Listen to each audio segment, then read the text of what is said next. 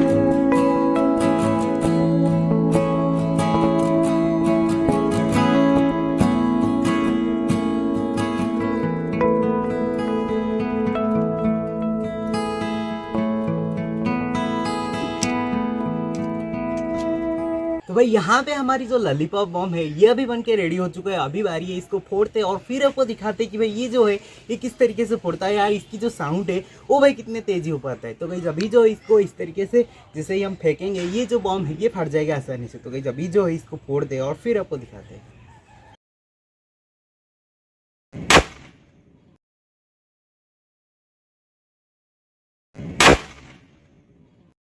तो गाइस आपने देखा कि कितने कमाल की तरीके से हमारी वो जो पटाखा है बड़ी आसानी तरीके से फूट गया और साथ ही साथ साउंड जो है वो भी भाई बहुत ही ज़्यादा कमाल किया है। तो गाइस अगर आपको इस तरीके से बनाना है तो आप भी इसके इस तरीके से बना सकते हो और साथ ही साथ बना के इसकी मज़ा भी ले सकते हो। तो गाइस बस आज की इस वीडियो में इतना ही था। बस हम मिलते हैं आपकी नेक्स्ट वीडियो के अंदर, तब तक के लिए रहते हैं बाय बाय।